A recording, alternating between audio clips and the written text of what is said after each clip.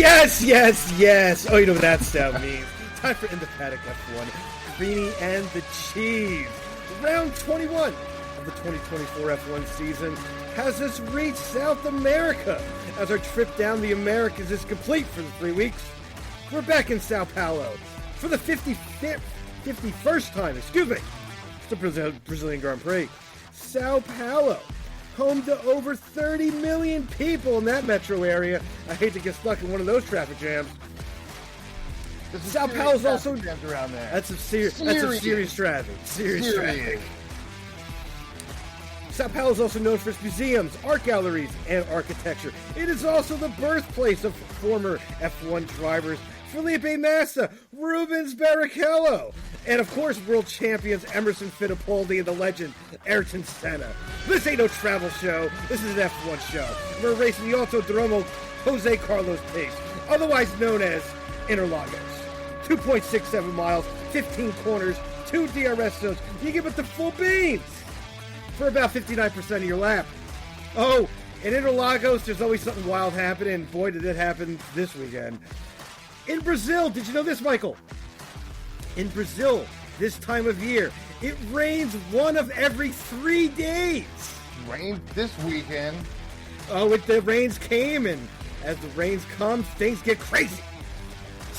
Qualifying was pushed to Sunday morning, early this morning. The crews were there at 4 a.m. That was an early wake-up call for the boys in the crews. The start was then delayed because Lance Stroll strolled himself into a gravel pit on the formation lap. That was fantastic. That was Theme of the weekend. Theme of the weekend. Red flag came out there about 30 laps in, changed everything. The race and the Drivers' Championship was turned on its head. As then Max from 17th comes up to take the win. Ocon second, Gasly third for an Alpine 2-3 to round out the podium. Oh, I am caffeinated and I am medicated. Let's frickin' do this. Let's go, baby.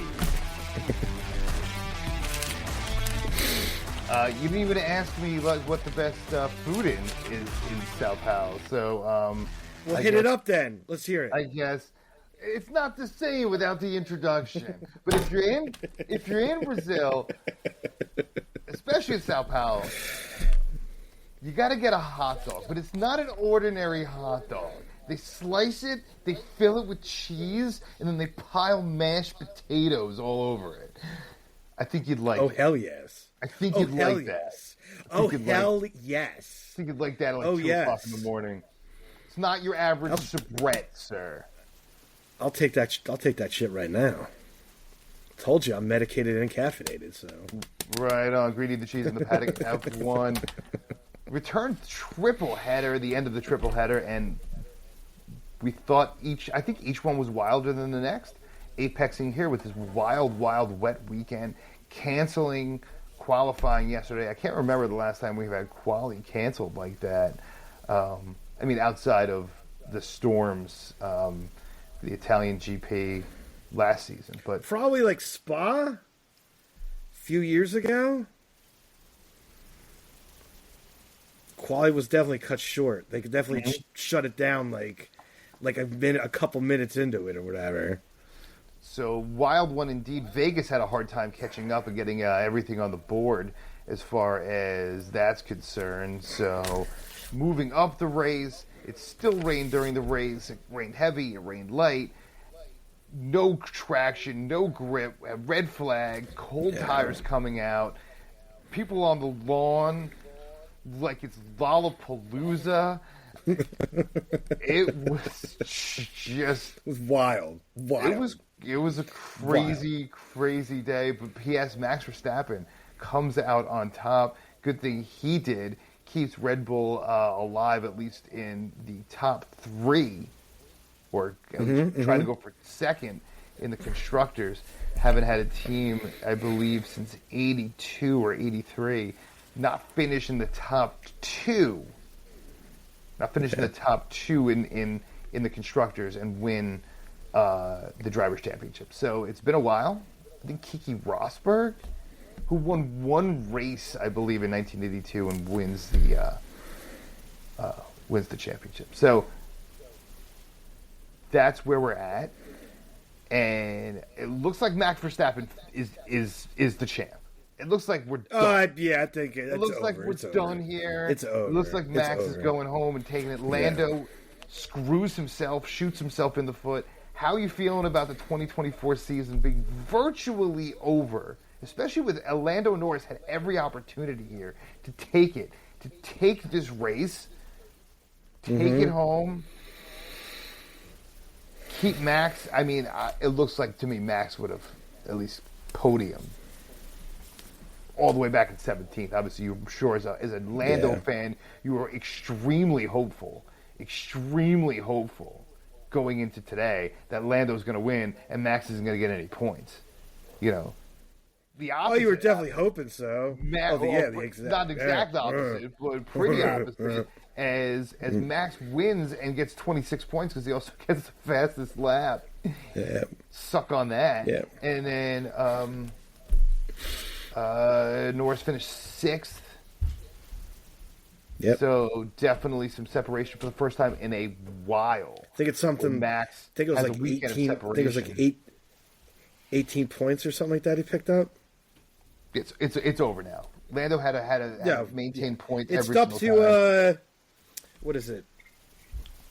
Max's lead is now 62 points. Max's lead over Lando is now 62. Yes. So it's now you're done. It's over. You were hanging out. Actually, Charles Leclerc now is only 24 points behind Lando for second. After today as well. How about that? Yeah. Tough day for Lando. Really made it all the way back, and it just shows how every race counts. Because early in the season, McLaren gave up some points, and it really even shows now how that situation with Oscar Piastri, going ahead of Lando Norris earlier in the season, means something now. No offense to Oscar, but Anyway. No, absolutely. Absolutely, no. It's absolutely over now, completely. I mean, the only good thing that came out of the weekend for McLaren is that they picked up a few points on Ferrari for second in the Constructors. That's up to 36 points. Red Bull's now only 13 behind Ferrari in third, so the fight is still on for that. But the driver's title's over. That's over. I mean, Max would have to not finish the next, 3 races. Period. And get no points in the sprint, and get no points in the sprint right now for Lando to have any type of chance. So, I mean, the chances of that happening are a big fat 0. Because if you think about it, I was actually thinking about this last week, randomly, watching the race, but how many times this year, really, has just a car, especially in the top, 4 teams, just had a complete power unit failure during the race? I can't remember any. The drivers crashed out, but not had a mechanical out of the top 4 teams this year that I can think of at all. Do you think this is both the weather related? We were in very, very hot conditions. Very colder conditions. Altitude changes, and over the course of 3 weeks. That's tough. I think it was more just the weather. You had a brand new track. Whoever paved, redid the track needs to, give money back or something. Because I don't know if you heard all weekend, drivers saying it was more bumpy with the new tarmac than it was with the old tarmac. I don't know how the heck that even happens. I don't even know how that even happened. You lay down new track, and it comes out more bumpy than it was before. That's ridiculous, number one. So that company needs to, give some money back or something. Because that's embarrassing to have that happen. So you have a new tarmac, which is usually slicker anyway, because it hasn't had time to be weathered and had, races on it. Because Interlagos is a track that's used a lot. So you had that, the weather, and I mean it didn't just rain; it monsooned there for a bit. So that definitely contributed, I think, to more anything else. The driver struggling. It poured. It poured a lot. It poured. It was wet. A lot. I mean, if the red flag didn't come out when it did, the people who were flying was like Yuki Tsunoda, I think Lawson, and I forget who the other driver was that didn't go to when they stopped, didn't go to the inners. They went to the full wets. I mean, I think something like Yuki was going 45 seconds faster than everybody else at that point, because that's when the track was really getting flooded. It was really coming out for the red flag. So that's pretty much why they ended up throwing the call to bring out the safety car, because the track was getting way too wet. And then, Colapinto then spun out during the safety car and smashed his car up, and they're throwing the red flag there. So, I mean, but if that doesn't happen there, Yuki Tsunoda and those couple of guys probably could have been even further up because they were flying on the full wets. But, it's the rain. You got to roll the dice. And this week it was Red Bull rolled the dice right for, Max anyway, since Perez was out of it, spun himself off the first or second lap or whatever by himself. So I don't believe he was helped along for that. So he just spun himself out. But I mean, you could go back to like Miami when they had the safety car and the red flag thing came out there or whatever, and Lando ended up getting the win there by pitting at the right time. So I mean, sometimes you win it, sometimes you lose it. It's a gamble. Indeed a gamble. Speaking of gambling, the late pits, a whole other team late pitted, and that's Alpine. I'm sure we'll get to a lot of them in a little bit, but congratulations to them. That was not just a big that's huge podium, huge, but a big puts them in cash boost. Passes your boys there by like 10 points for sixth. That's 50 million scunnolls. We will get to that in a little bit. But if you have not subscribed yet over the YouTube channel, check it out there. Go to youtube.com or on the app on your phone, as I'm sure more people do than not. And hit us up, Greenie and the Cheese. Check it out. Check out the videos. Like, subscribe, all that stuff. And help us out. Reach a lot more followers than we have now. All right, so I don't know what you got for Quizmaster's Cockpit. I don't know what I know for Quizmaster's Cockpit. I've been struggling and scrambling to get all this information together for the show today, just basically due to the reason that it was the New York City Marathon here, and just living in the New York City area, everything was pretty much the marathon, and then, of course, the race gets thrown up early, and that messed up my entire attempt of watching everything going on. So I tried my best to watch and see as much as possible. After the red flag came out, I was able to see everything after that. But congratulations to a household name, Abdi Nagiyi of the Netherlands. So he joins Max Verstappen as champions today, one of the Brazilian Grand Prix and one of the New York City Marathon. So the folks of the Netherlands are taking over the Americas today. Yeah, nobody cares about that, the marathon winner. Well, nobody apparently cares. they care enough that every freaking channel in New York City is dedicated to it. And when they have a change in programming, like, do two ESPNs need to show the marathon and ABC? As well as, I think, WPIX, as we have our local over here. All these channels need to show people running that nobody knows or cares about. If you live in the area, drive over, walk over, and go watch the marathon for yourself. Or put it on one channel. It's okay to put it on one channel. You want to put it on all the channels? It's ridiculous. No pivoting.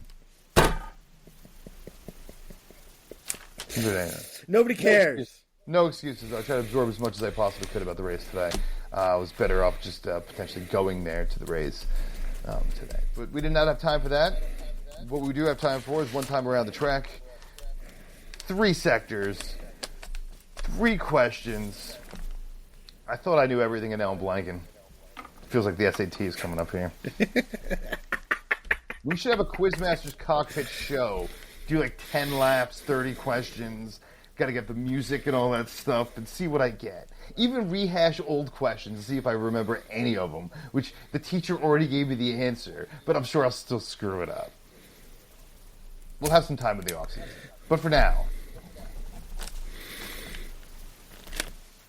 Are you ready, sir? Sure. He's strapped in. He's got his helmet on. He's ready. Quizmaster's Cockpit. Here we go. Question number 1. How many circuits have held the Brazilian Grand Prix?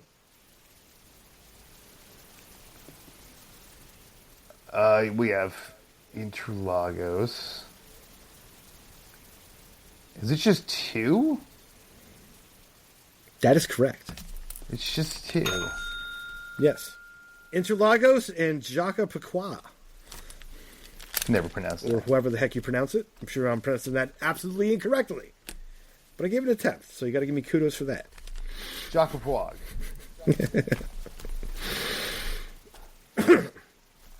Excuse me. Question number 2.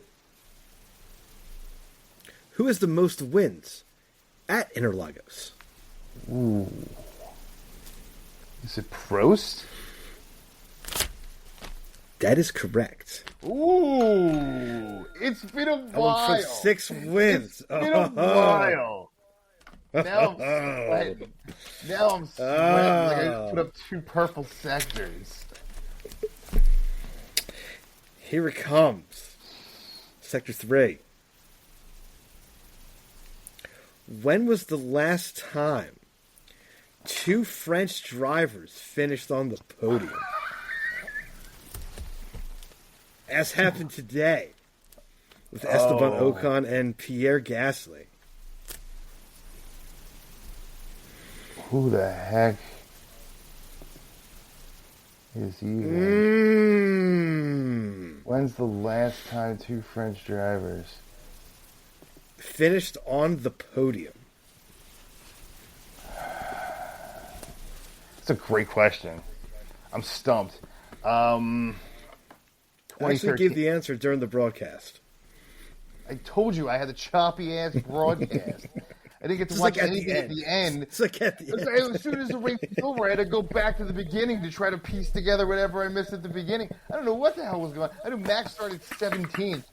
And then I turned it on, and, by the time I get the feed on, I might as well have been on my roof holding antennas up trying to get this shit. All right?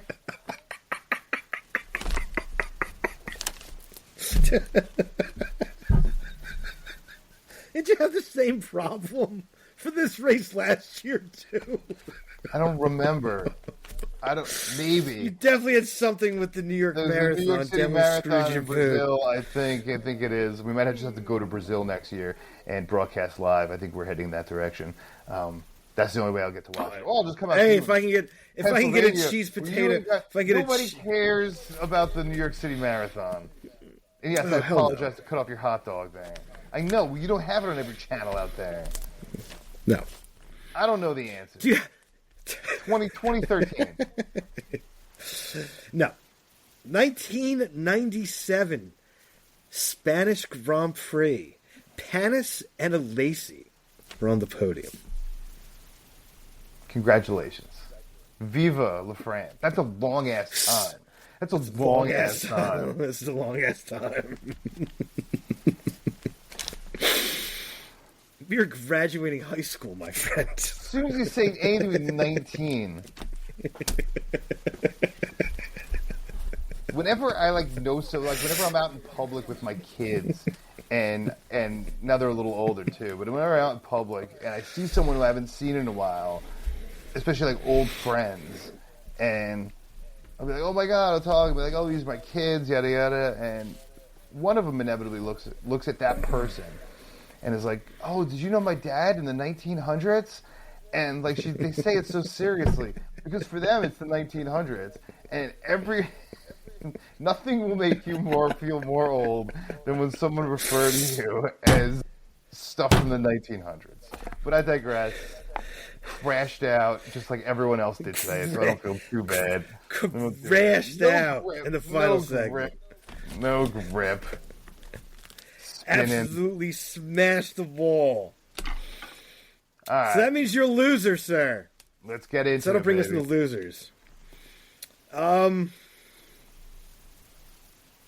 Perez, 11th. Spun yourself out. Just a mess. Couldn't get by Lawson yet again. You stink. This actually could have been your last race in Red Bull.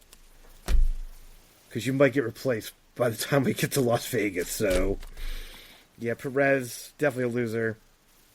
And I'm going to put McLaren in there again. Mm-hmm. I mean, they weren't even leading the race, so it's not like they made the first move. They followed what Mercedes did. So they could have made the choice to stay out there as well, but they didn't. There's another time in the season that McLaren has kind of thrown stuff away to get that driver's championship. I'll stop there with my losers. I really have to say, and this is an easy one. Once again, I think leading the loser column, which we should have a tally up. We should have a big board or something, like all-time winning loser. I'm sure he is. If not, we'll have to go back in the archives. But Lance Stroll, what the hell's going on? First of all, it was a terrible weekend. It was a terrible weekend for, all around Aston Martin in general. Just a terrible weekend for Aston Martin. I'll throw them both up there. I'll throw Aston Martin completely up there. But Lance Stroll couldn't make the starting line. Alonso doesn't crash out much, man, but he definitely had a rough time in quali and just not good. Not good at all. Where'd they start today? Because they both started in the top 10. Both started in the top 10. Yeah.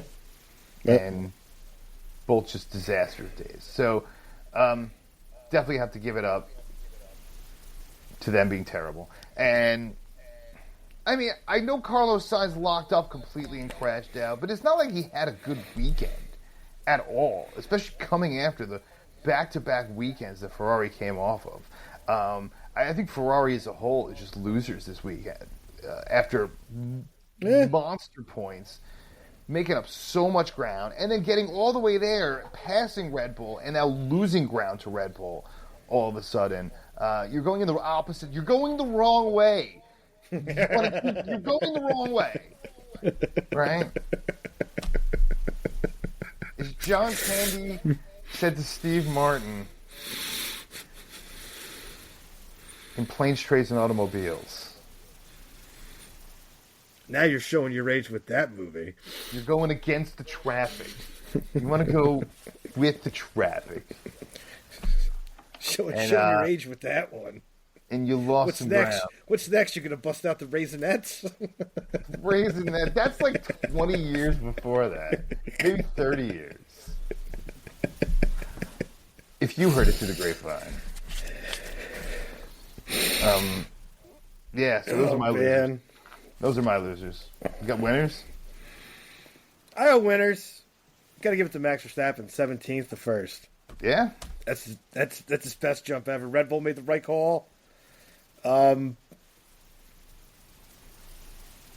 got to give it to him. I mean, first win since Spain. How about that? Think about that. And then, of course, you got to give it up to Alpine. 2-3, humongous for that team. With all the turmoil that has gone on with Alpine behind what's going on the track even. People leaving the team, new people coming in, the engine debacle, how they're not even going to be producing an engine coming up here with the new regulations. I mean, they're rumored of being sold here. I mean, it's just been bad for that team. So this is a humongous boost for that team. Humongous boost for all the people that work there. So, got to give it up for Alpine. Absolutely. Listen, George Russell, I know he was podium bound at some point during this race, but he had a great weekend overall, starting the race on the first row, and then even though he missed podium, and you gobbled up all the podium on your winners, so I got to go with number 4 there, and that is George Russell. So I got to give him the winner this week. And how do you not give it to Liam Lawson? Mm-hmm. Come on, man. Unbelievable. Another point-scoring effort. He is closing in on... I got to get the total standings up here. Driver standings 2024. Bear with me. Yeah, he is closing in. All the way at the bottom there. Liam Lawson now 4 points. He's got to have 6 points after this. He's still below the Bearman line, which is now set at 7. But definitely making his way up there at the bottom of the pile. And those are my winners. Really impressed, dude, by the way. Even though Colapinto, crashed out today. Him, Lawson. It's amazing how Logan Sargent had 0 points. And you got guys like Colapinto, who obviously crashed out this week, but Lawson, Ollie, just all these young guys scoring points here. You got to be impressed, and Liam Lawson the same way. Will Liam Lawson take that spot at Red Bull if they boot Sergio? We'll discuss that in the news. In the news, all right. I got some I got some stuff for that. Right on. So it only leaves us with one thing to talk about, sir. And you know what that one thing is?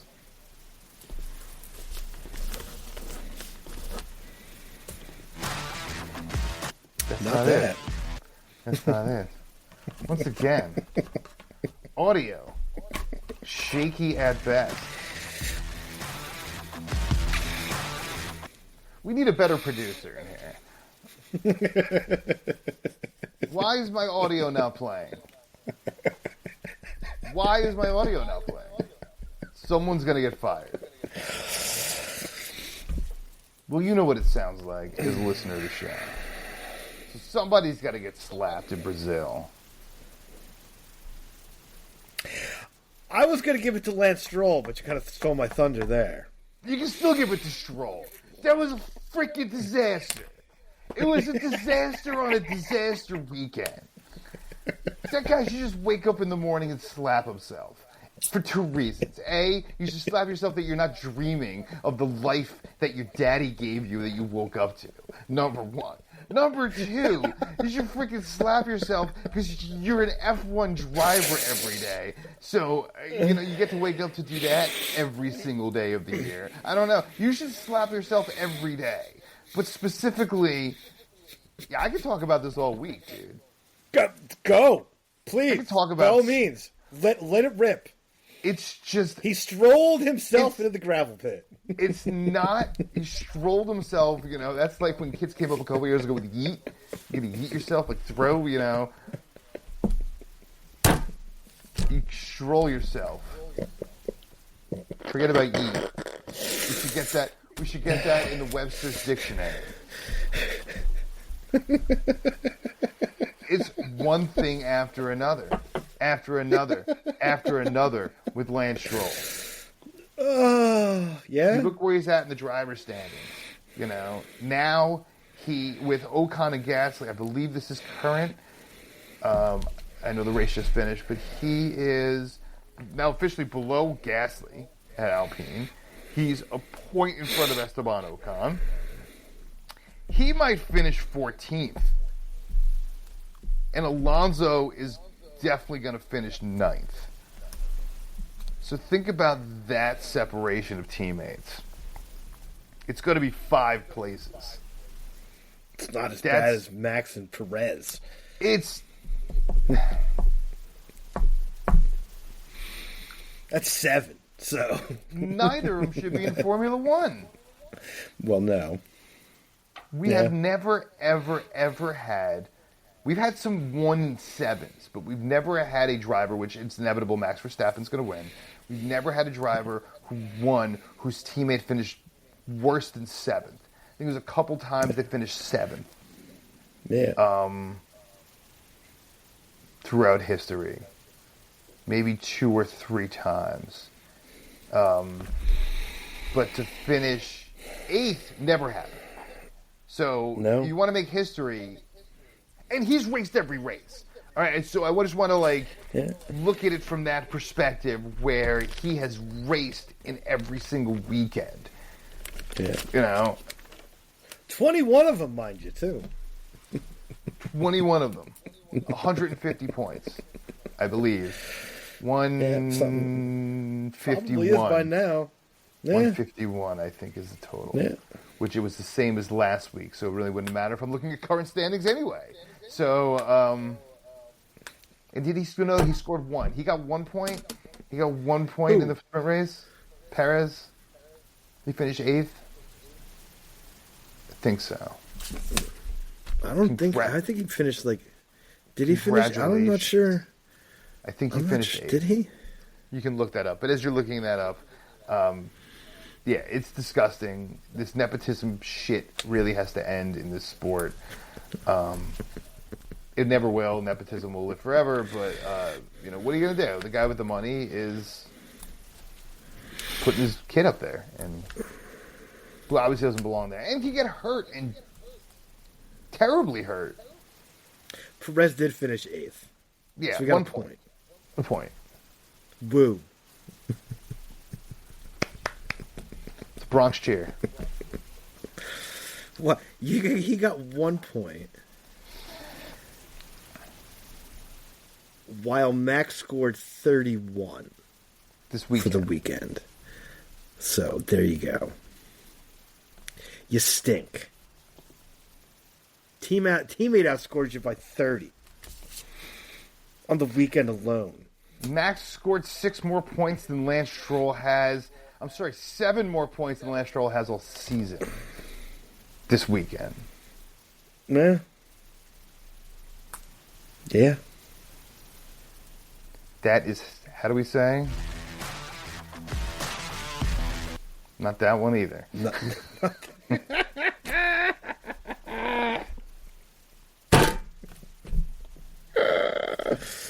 Somebody's getting canned this week. Oh, yes. Oh, you know what that sound means. Time for the best damn sound of the week. It's time to take that fantasy ride to the fantasy island of Greentopia. Where the beer flows like wine, the wine flows like beer. And the cannabis, oh yes. Oh yes, my friends. Grows as far as the eyes can see. Look at it. Look at it out there. Green and luscious. Take a little whiff. That air smells fantastic. Take a little walk to the top of the hill. Just like Monaco, baby. Casino at the top. Are we cashing in or are we? Check it out. Things are under construction here at Casino Square at Greentopia, by the way. Doing some upgrades. It's looking nice. It's looking nice. What's looking nice? The upgrades up here at Casino Square at Greentopia. Because of all the money you're winning? I'm paying for the upgrades. It's the Greentopia government. Listen, the government of Greentopia is doing fantastic. As our neighboring country may have a former casino owner running it very shortly. So I don't know if that's good or bad for business, but I guess we'll find out. Hopefully we don't have to secede. So, all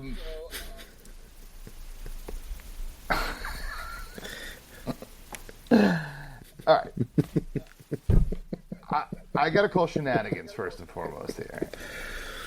And we tied. And this was a tough one. It's maybe I should take back the shenanigans. It was a tough one because of just the moving up of the start time, all the rain, the fact that from quali to the start of the race, it was like what, 2.5 hours? Wild. The grid wasn't even set until, like, the cars were coming out on track from, like, the garages. Like, the grid wasn't even fully announced yet. It was a mess. The whole thing was a disaster today, so it was really, really tough, I would say. Wasn't it it was like the first time in like 40 or 50 years that F1 actually moved up a start time, too. Like, that never happens. I can't remember it happening. So Vegas was not happy. The boxes were definitely terrible. We had very little time to adjust or to figure out any penalties or grid starting, so we had to put our greenie bucks down with very little information, so it was a little tough. I think we both were way more conservative than we would have been. There was no trifectas up because of the odds. The odds makers were not setting the time. Mm-hmm. Not that anybody on this planet was winning that trifecta today. All right, so I'm glad I saved my money for sure.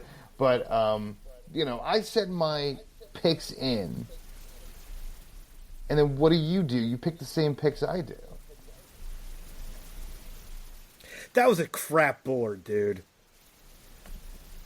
That was a crap board. You know, where anybody was starting. I mean, that was a mess. All right, so just to recap, we both had Charles Leclerc finishing second at plus 250. That didn't happen. That did not work out. I thought it would have a shot. If Alpine faded out, it was you had a shot of them. No, that's fair. That's fair.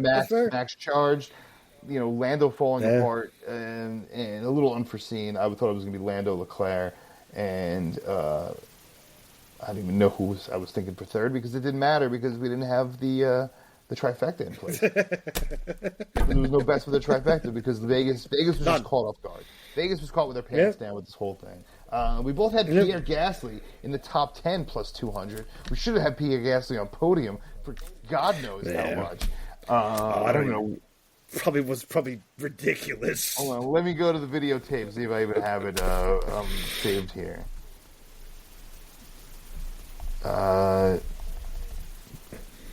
Gasly finished second. It's not even on the board. It must have been like plus 10,000 or something like that. Podium. Ocon plus 2,000. Gasly plus 13,000. 13,000. That's good number. That's a good podium number. Finish. That's any podium spot plus 13,000. So if you had that, you are probably not listening to the show right now. You probably are on your way to Hawaii. No. So, yeah, it's a celebration. It's a celebration. So top 6 Pierre Gasly would have paid off 1,600. So nothing crazy. 16 to 1. But yeah, 130 to 1. Pierre Gasly finishing on the podium. Strange thing. Rain does that. Rain does that. But we took the top plus 200. That's for sure. Both of us took it for Gasly. That is correct. Well, he was actually starting outside the top 10 there, so. So we both won 100 greenie bucks each, which still puts me about 1,140 greenie bucks behind you, sir. The sands of time are trickling through, and I got to make a big move. I got to make a big move in these last 3. So we're headed to Vegas next.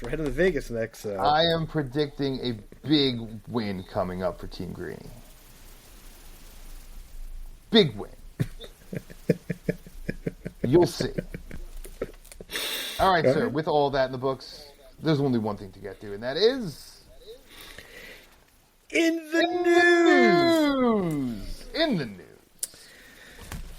Only really got a couple for you since we did a midweek show, so that kind of stole some news for the week. We should do another midweek show. We had some good ratings on that, so thank you all for listening to the midweek show. Absolutely. We'll go with the first one here. Red Bull is suspecting that McLaren has been putting small amounts of water into their tires to help keep them cooler and not wear as much. Although there has been no irregularities found by Pirelli or Formula One. So what's your thoughts on that? I think somebody is a sore loser.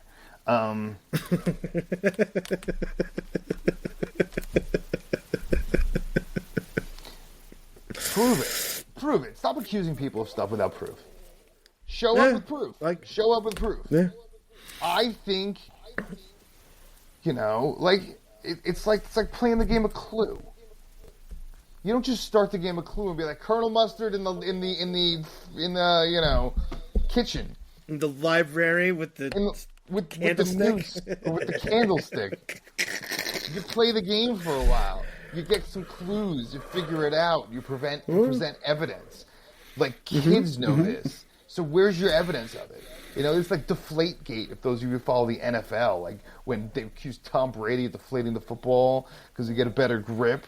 Which he probably did, but, P.S. We're not going to get into that today. But the point being is that if you're going to accuse someone of cheating, you got to catch him. Everyone said Tom Brady was cheating, deflating his balls, but his balls were, according to the NFL, perfectly inflated. He had perfect balls. So, but others didn't feel that way. So we have the same thing with the tires, where people don't feel that way. You need to nail them, and you need to get that under control. Well, if Pirelli's saying no irregularities, I think Pirelli would probably be able to tell if there's something fishy going on, because they do inspect like every tire after every race to check it out for their own knowledge gains and trying to improve the tires. So they take every tire anyway. It's a disinformation campaign. Yeah, well, that's a pretty popular world today, so sounds about right. Pretty much the world in a nutshell. All right, what else you got? All right, a double story here. Christian Horner was seen leaving Williams Hospitality after FP1. Now, there's two rumors floating around about this. One is, and this comes from Ruben Derry, a former F2000 driver, an Argentinian, by the way, as well, saying that Colapinto will take over for Perez for Red Bull in 25. Now, Derry is the one who was the first to say that Colapinto would be replacing Sargent as well. So his information is kind of good. There's also, on the flip side of that, is that Christian Horner went to the Williams Hospitality to talk to James Vowles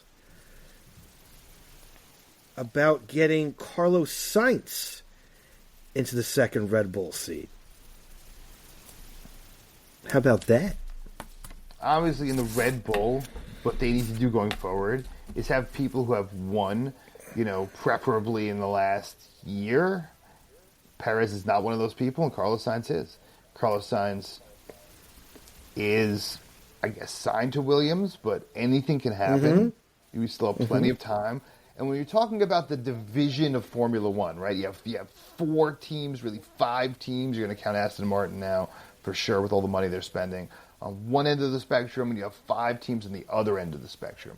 And the 5 teams on the opposite end of the spectrum, even though Mighty Williams is on that side of the spectrum, or once back in the day, Mighty Williams, until they prove themselves to be top-notch, they're going to be there, right?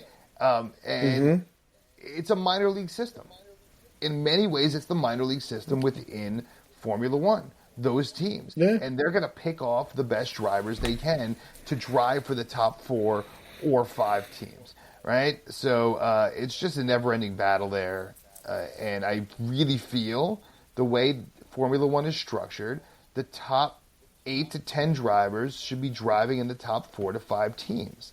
And the newer drivers and the younger drivers or the older drivers that are good enough to drive still or past their prime but still good enough to drive in Formula One and making Formula One money, should drive in those with those other 5 teams. And that gives that separation. That's why I also am such an advocate for adding a team or two to make it that 12 teams. I'm also an advocate, as what you don't like, is going the old school way and having 12 teams show up for quali, but only 20 drivers making the race, which you hate that idea, but I like it. No. I know. No. I like it. But anyway. So yeah, the top 4 or 5 teams should be poaching off the bottom 4 or 5 teams. All the time. Yeah. And shouldn't feel bad doing it. I mean, actually, the second one with the Sainz move makes more sense to me. For one, Red Bull gets a driver that as you just said, is won races in the last year. He will probably put the Red Bull up in the points every week.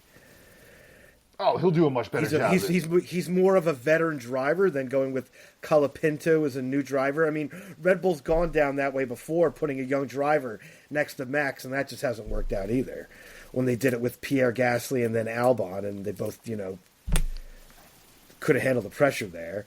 And then 2, for Williams, they don't have to worry about getting Colapinto a seat somewhere because they can just keep the pairing of Albon and Colapinto that they got for next season. So, I mean, it could be even a win-win for Williams if they can get some cash out of the deal. It's amazing what when I a mean? driver shows up. When a rookie shows up and performs, it changes everything. Yeah, changes a lot of things. Everything.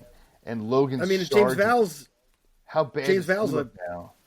Oh, he looks horrid, dude. Stink. Absolutely stink. Stink. I mean, Colapinto had more points than he did after one race in the car than Logan Sargent had in a year and a half.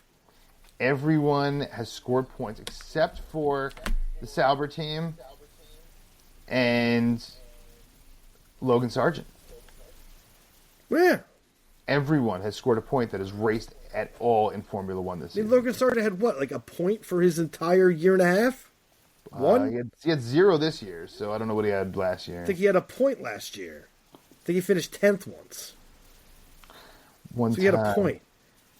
And I think he got in there because somebody, got a penalty or something, and he snuck his way in there. Oh, point is a point is a point is a point.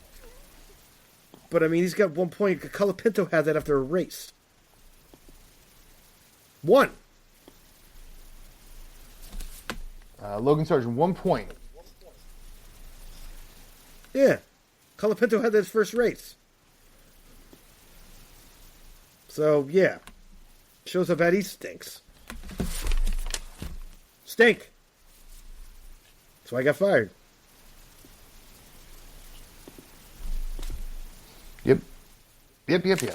And that is in the news. Where are we going next, sir? I know you mentioned it earlier. Well, a fortnight. We're going to Vegas, baby. Vegas, baby. Roll them dice. We're doing it twice. Let's go to Vegas. Say what you got to say, brother. As always, we'll see you in Vegas. Stay medicated, my friends.